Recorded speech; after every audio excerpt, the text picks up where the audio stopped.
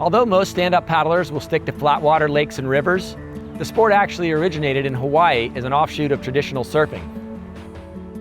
Starting from a standing position and having the power of a paddle makes it easier to catch waves. But surfing an SUP has its own unique challenges and skills to develop in order to become proficient. So in this episode, we're going to look at a few key tips that will help you enjoy your time in the surf more quickly and safely. First, an important note about safety.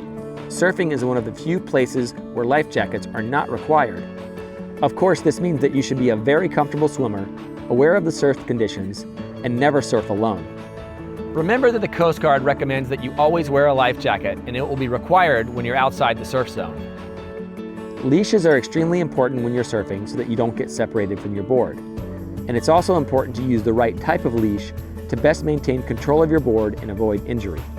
In particular, your leash should be about the same length as your board, and you're going to want to have a straight leash instead of a coiled leash, because a straight leash will have less recoil in the event that you do fall off, so the board won't come back and hit you. And also, a coiled leash tends to get tangled around your paddle when you do fall off.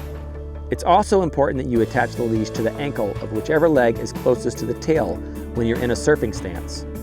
When it comes to the surfing itself, until you're a competent surfer, you need to practice in areas without other surfers, swimmers, or waders close by, because an out-of-control board can really hurt someone.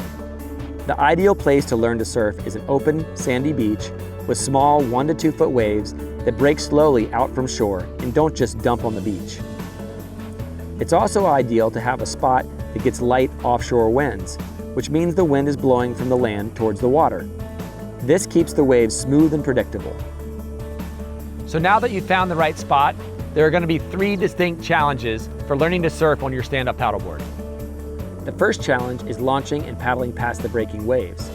The second is learning to catch the wave, and the third is actually surfing the wave. But in this video, we're going to stay focused on the basics of how to actually catch and surf a wave. The key to catching a wave is first, being in the right position, and second, committing to the wave you select.